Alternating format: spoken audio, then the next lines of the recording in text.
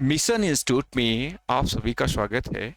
आइए आज हम लोग देखते हैं सिंधु नदी तंत्र, भारत की सभ्यता का प्रतिनिधित्व करने वाली नदी सिंधु नदी के विषय में आज हम लोग जानकारी लेंगे और देखेंगे कि हमारी सिंधु नदी हमारे किन किन भागों से होकर प्रवाहित होती है। हम इस विषय को देखेंगे। हमारी सिंधु नदी कहीं न कहीं भारत की पूरी सभ्यता की प्रतिनिधि नदी है। सिंधु घाटी की सभ्यता जिसे हम कहते हैं, और इसी सिंधु नदी से ईरान के लोग शाह का उच्चारण हा के रूप में करते थे। इस कारण से कहीं ना कहीं हिंद और हिंदू या हिंदुस्तान इस तरह के शब्दों का कहीं ना कहीं प्रादुर्भाव हुआ। तो ये हमारी जो नदी है, ये हमारी सभ्यता की प्रतिनिधि नदी है और ये कहीं ना कहीं आपके भारत से होकर प्रवाहित होती है। आपके भारत से प्रवाहित होकर के ये नदी आपके चेमा युंगलुंग ग्लेशियर से निकल करके, तो आपके चेमा युंगडुंग ग्लेशियर से ये नदी निकलती है।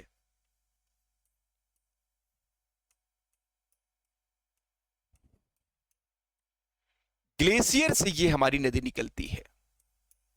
कैलाश मानसरोवर के पास से ये नदी हमारी निकलती है और यहां से निकल करके ये नदी कहीं ना कहीं यहां से भारत में प्रवेश करती है। भारत में प्रवेश करके ये नदी कहीं ना कहीं आप देखेंगे चिल्लास नामक स्थान से यहां से ये पाकिस्तान में चली जाती है। तो इस प्रकार से हमारी ये नदी भारत में प्रवाहित होने वाली नदी है और फिर ये आपके तिब्बत से होकर के गुजरती है और तिब्बत से होते हुए पाकिस्तान के अरब सागर में जाकर के अपने जल को क्या कर देती है, गिरा देती है। अरब सागर में अपना मुहाना बनाती है। पाकिस्तान के अरब सागर में अपना मुहाना बनाती है नदी। पाकिस्तान के अरब सागर में ये अपना मुहाना बनाती है। पाकिस्तान के अरब सागर में अपना मुहाना बनाती है और यहां पर अगर हम देखें तो इसकी सहायक नदी है, यहां पर कहीं ना कहीं ये गिलगित नदी है। गिलगित नदी इसकी सहायक नदी है।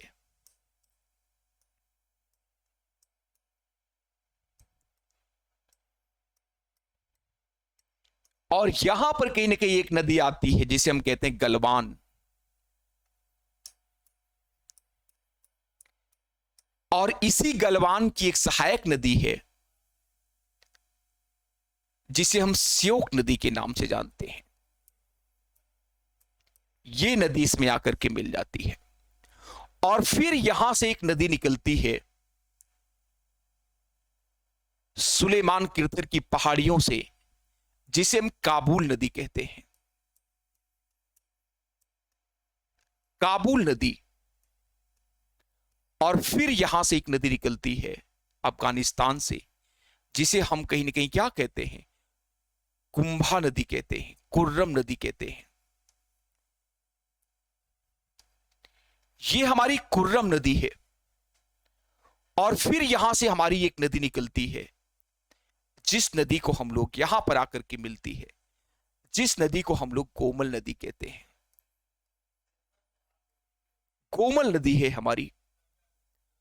और फिर यहां आप देखेंगे तो आपके पाकिस्तान से एक नदी निकलती है, आपके भारत से एक नदी निकलती है। यहां पर आपके भारत से एक नदी निकलती है जिस नदी को कहीं ना कहीं हम लोग झेलम नदी के नाम से जानते हैं।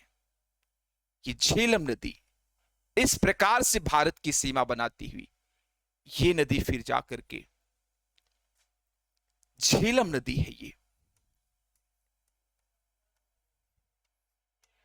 झेलम नदी जो भारत और पाकिस्तान की सीमा का निर्माण करती है और फिर ये नदी कहीं ना कहीं आगे बढ़ती है पाकिस्तान की दिशा में।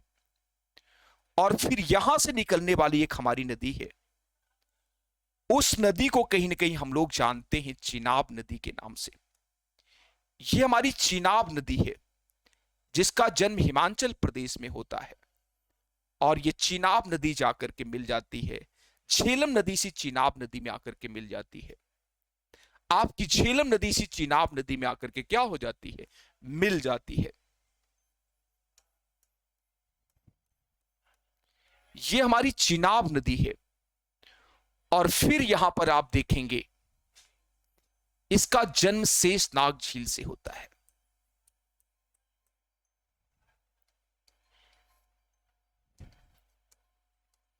और ये हमारी जो नदी है इसका जन्म बड़ा लाचा दर्रा से होता है।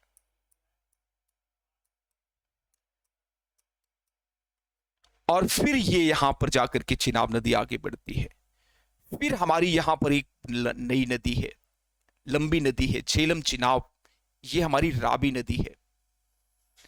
और ये रावी नदी भी जाकर के कहां पर मिलती है, इसी नदी में जाके मिल जाती है। और यहां पर हमारी जो लास्ट की नदी है, इस नदी को हम लोग जानते हैं सतलज नदी के नाम से, जिसका जन्म कहीं ना कहीं राकस ताल के पास होता है। और ये राकस ताल के पास जन्म लेकर हमारी नदी आगे बढ़ती है। और फिर ये नदी हमारी राकस ताल के पास यहां इसका जन्म होता है। और ये फिर हमारी नदी भारत से प्रवाहित होकर के जाकर के चिनाब नदी में मिल जाती है। इस नदी को हम जानते हैं सतलज नदी के नाम से। ये हमारी नदी सतलज नदी है। इसका जन्म राकस ताल से होता है।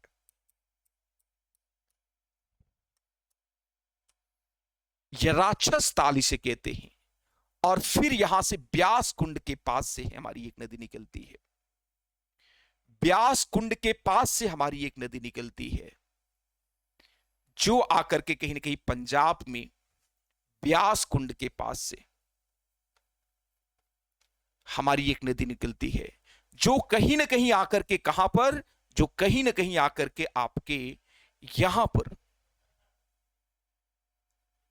ब्यास नदी कपूरथला के पास पंजाब में, पंजाब के कपूरथला के पास यहां हरिके बैराज का निर्माण करती है। किसका निर्माण करती है, हरिके बैराज का निर्माण करती है। और यहीं पर आपका क्या निश्चित है, हरिके बैराज। हरिके बैराज का निर्माण करती है। और इसी हरिके बैराज से आपकी एक नदी निकाली गई है, एक नहर निकाली गई है, जिसे हम कहते हैं इंदिरा गांधी नहर। इंदिरा गांधी नहर इसे हम कहते हैं। ये हमारी नहर है इंदिरा गांधी नहर। इस नहर को बनाने का प्रस्ताव श्री गंगा सिंह जी ने दिया था सबसे पहले। इस नहर को बनाने का प्रस्ताव, उनकी मंशा थी कि एक ऐसी नहर बनाई जाए जो गंगा नगर और तमाम जिले जो मरुस्थल से प्रभावित हैं, वहां सतलज नदी का जल पहुंचाया जाए और उसको राजस्थान के उस मरुस्थलीय इलाके को हरा भरा बनाया जाए। उनके प्रस्ताव के साथ ही देश आजाद हुआ। और फिर इस आजाद देश में इस इंदिरा गांधी नहर का क्या किया गया, काफी हद तक काम पूरा हो गया था सर्वे का। नहर बनाने की पूरी योजना कंप्लीट हो गई थी। बाद में जब देश स्वतंत्र हुआ, तब इस नहर के काम को आगे बढ़ाया गया और ये इंदिरा गांधी नहर राजस्थान के लिए बनाई गई। तो इस प्रकार से यहां पर कहीं ना कहीं जो हमारी नदी है, ये हमारी नदी सिंधु नदी है। 2880 किलोमीटर ये लंबी है। 11 से 14 किलोमीटर कहीं ना कहीं इसका प्रवाह क्षेत्र भारत में मौजूद है। इस सिंधु नदी का प्रवाह क्षेत्र इतना किलोमीटर कहीं ना कहीं भारत में है। और ये जो राकस सतलज नदी है हमारी, ये सतलज नहीं सिपकिला दर्रे से भारत में प्रवेश करती है। सिपकिला दर्रे से ये भारत में प्रवेश करती है। और अगर हम बात करें तो दो नदियों का उद्गम यहां पर, ये जो आप देख रहे हैं, इसमें दो नदियों का उद्गम कहीं ना कहीं आप देखेंगे दो नदियों का उद्गम कहां पर हुआ है? विदेशी धरती पर हुआ है। लेकिन अन्य सभी नदियों का जन्म कहीं ना कहीं भारत में हुआ है। चाहे आपकी झेलम हो, चाहे आपकी चिनाब हो, चाहे आपकी रावी नदी हो, या फिर आपकी ब्यास नदी हो, इन सभी नदियों का जन्म कहीं ना कहीं आपके भारत में हुआ है। आपके भारत से संबंधित हैं ये सारी नदियां। तो इस प्रकार से कहीं ना कहीं हम देखें अगर, तो हमारी इन नदियों का जन्म भारत में हुआ है। काबुल और कुर्रम नदी को कभी कुंभी और कुंभा नदी के नाम से जानते थे। बाद में इसका नाम कहीं न कहीं नदियों का बदल गया, और गोमल नदी का नाम आज भी कहीं न कहीं गोमल नदी ही है। और फिर इसी काबुल नदी में एक स्वात नदी आकर के मिलती है, स्वात घाटी का निर्माण करती है। स्वात नदी आकर के मिलती है, स्वात नदी आकर के मिलती है, स्वाति का नक्षत्र। तो कहीं ना कहीं यहां की नदियों के नाम बता रहे हैं अफगानिस्तान से निकलने वाली। ये भूभाग कभी न कभी बृहद भारत का हिस्सा था। यहां पर राजा आम्भी शासन करते थे। कुंभी, कुंभा, राजा आम्भी नाम से आपको लग रहा होगा। तो यहां पर जो शासन था वो भारत का था। बाद में कहीं ना कहीं ये अलग राष्ट्र बना। तो यहां पर जो हमारी नदी है, ये हमारी सिंध नदी है, जिसका जन्म तिब्बत के चेमा युंगडुंग ग्लेशियर से होता है।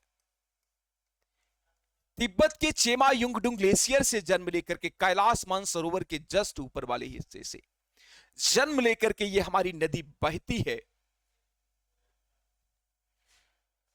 और फिर यहां पर चिल्लास नामक स्थान से ये पाकिस्तान में प्रवेश करती है। चिल्लास नामक स्थान से ये पाकिस्तान में प्रवेश करती है, और पाकिस्तान में प्रवेश करके ये एक अरब सागर में अपना मुहाना बनाती है, और फिर सभी पंच नदियों का जल ले आकर यहां पर कहीं न कहीं गिरा देती है, और फिर सिंधु नदी सबके जल को ले जाकर के समुद्र में मिला देती है। तो इन नदियों के विषय में सभी को बिल्कुल ध्यान में रखना है। तो ये हमारा सिंधु नदी तंत्र है।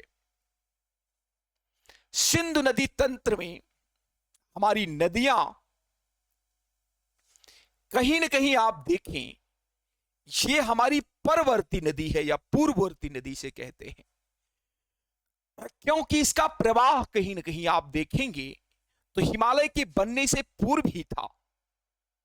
हिमालय के बनने से पहले ही ये नदियां इस क्षेत्र में प्रवाहित हुआ करती थी, इस क्षेत्र में बहती थी।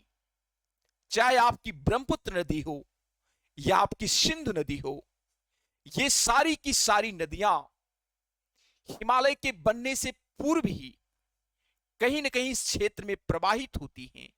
इसी कारण से इन्हें हम ऐसा कहते हैं। और फिर हमारी एक विषय को ध्यान में रखना है। 1960 में भारत और पाकिस्तान के मध्य विश्व बैंक की मध्यस्थता में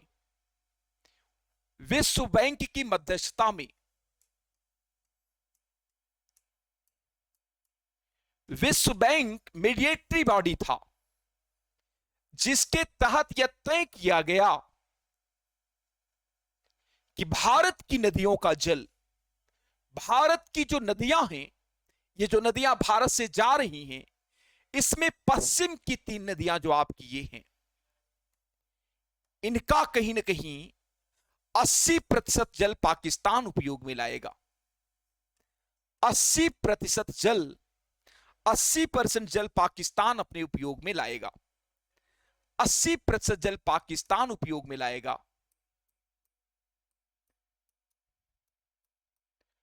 भारत पाकिस्तान के लिए छोड़ देगा, और 20% जल कहीं ना कहीं भारत अपने उपयोग में लाएगा।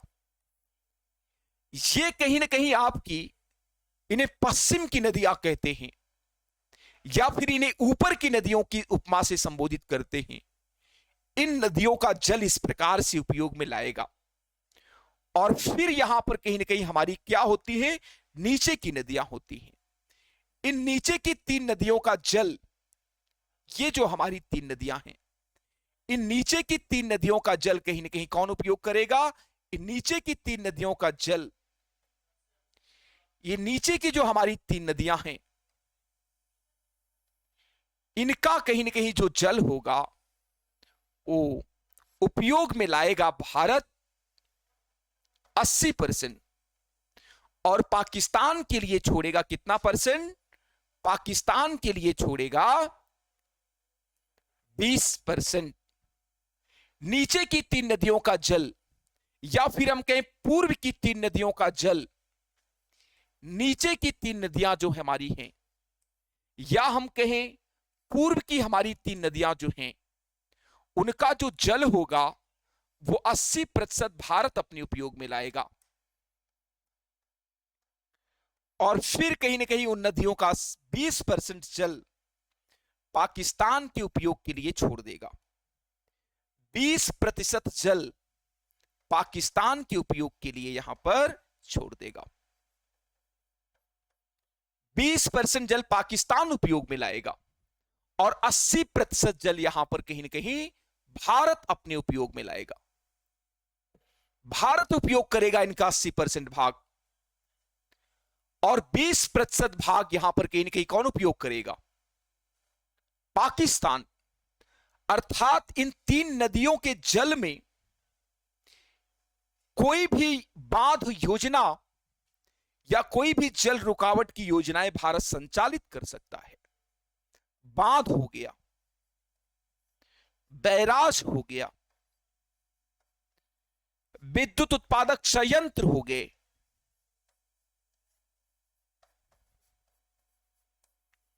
उत्पादक इकाइयां होगी, इन सभी की स्थापना करने में भारत इस 3 नदियों के संदर्भ में पूर्णतः स्वतंत्र है। मात्र 20% जल पाकिस्तान के उपयोग के लिए छोड़ेगा और अधिकांश जल यहां पर कहीं ना कहीं भारत उपयोग में लाएगा। यही झेलम नदी है। झेलम नदी, इसी झेलम नदी के किनारे वह ऐतिहासिक युद्ध लड़ा गया था जिसे महान क्षत्रिय सम्राट पोरस ने सिकंदर के दांत खट्टे कर दिए थे।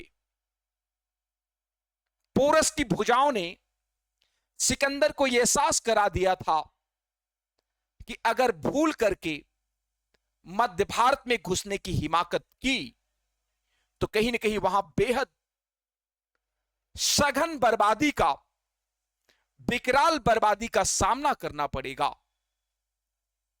इस युद्ध को हम कहीं ना कहीं हाइडेस्पीस का युद्ध, बितिस्ता का युद्ध, झेलम का युद्ध ऐसे नामों से जानते हैं। यही झेलम नदी है आपकी, जम्मू कश्मीर से होकर के प्रवाहित होती है। इसी झेलम नदी के तट पर आपका यह ऐतिहासिक युद्ध लड़ा गया जो भारत और पाकिस्तान की सीमा बनाने का काम करती है। झेलम नदी, इसी नदी के तट पर इस महान सम्राट का साम्राज्य था। राजा आम्भी को परास्त कर दिया सिकंदर ने और फिर सिकंदर आगे बढ़ा। उसे लगा कि आगे भी जो राज्य है वो कहीं ना कहीं सिकंदर की आभा को देखकर, सिकंदर के प्रताप को देखकर, सिकंदर की विजय गाथा को सुनकर उसके सामने आत्मसमर्पण कर देंगे। लेकिन यहां पर कहीं ना कहीं देखने को मिलता है कि सिकंदर जब झेलम नदी के तट पर आता है तो उसे विशाल चुनौतियों का सामना करना पड़ेगा। सिकंदर कहीं ना कहीं यूरोप से चला था कि अगर हम विश्व मानचित्र को देखें तो सिकंदर कहीं ना कहीं मकूदनिया में पैदा हुआ था। मकूदनिया में इसका जन्म हुआ था सिकंदर का, और सिकंदर ने वहां से जन्म लेकर, उसका गुरु अरस्तु था, अरस्तु के सानिध्य में शिक्षा प्राप्त की और अरस्तु ने उसे बताया है कि समय और काल परिस्थिति पर अगर विजय प्राप्त करना चाहते हो तो समय की मांग यही है, इस समय यही जरूरत है कि तुम दुनिया पर विश्व विजय स्थापित करो, तुम्हारे ध्वज के नीचे पूरी दुनिया का साम्राज्य हो। इस महान उद्देश्य को लेकर के सिकंदर चला और यहां से चला, ईरान को परास्त किया, इराक को परास्त किया, ईरान को परास्त किया, सारे के सारे राष्ट्रों को परास्त करता हुआ कहीं ना कहीं वो भारत में प्रवेश किया। और अफगानिस्तान की राजा आम्भी ने उसकी वीरता की गाथाएं सुन रखी थी, डर के नाते उसके सामने आत्मसमर्पण कर दिया। वो सोचते थे कि कहीं ना कहीं अगर हम सिकंदर के साथ मित्रता कर लेंगे तो सिकंदर हमें क्या देगा, पोरस को जब हम परास्त करेंगे उसके साथ मित्रता करके। यहां पर दोगलापन है। पोरस के साथ पोरस को परास्त करेंगे तो सिकंदर हमें सारे राजपाट को वापस कर देगा। यह एक ब्राह्मण सम्राट था आम्भी। इसने दोगलेपन की हद पार करते हुए सिकंदर के सामने आत्मसमर्पण कर दिया पोरस को परास्त करने के लिए। लेकिन सम्राट पोरस ने कहा कि हमारे रगों में ऐसा खून नहीं है कि मैं आत्मसमर्पण कर सकूं, मैं युद्ध लड़ूंगा और वीरगति को प्राप्त करूंगा। एकदम युद्ध महाराज पोरस के पक्ष में होने वाला था। लेकिन उसी समय इतिहासकार बताते हैं कि भयंकर वर्षा होती है और युद्ध सिकंदर के पाले में चला जाता है। सिकंदर विजयी सम्राट के रूप में स्थापित होता है और पोरस पराजित हो जाते हैं युद्ध। यही झेलम नदी है आपका। और फिर सिकंदर को पोरस को बुलाता है, पोरस को बंदी बनाकर सिकंदर के सामने प्रस्तुत किया जाता है और फिर पोरस से पूछा जाता है कि राजन आपके साथ कैसा व्यवहार किया जाए। पोरस कहते राज्योचित व्यवहार, एक राजा के साथ जैसा व्यवहार करता है वैसा व्यवहार किया जाए, अर्थात मुझे मृत्युदंड दे दिया जाए। लेकिन फिर यहां पर कहीं ना कहीं आप देखेंगे महाराज पोरस को सिकंदर उनके वीरता को देखकर प्रभावित है।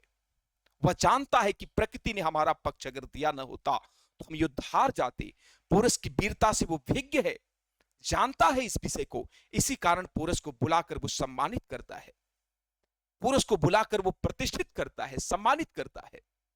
और फिर पोरस को जीते हुए सारे के सारे राज्य को वापस कर देता है और पुनः यहां से वापस चला जाता है।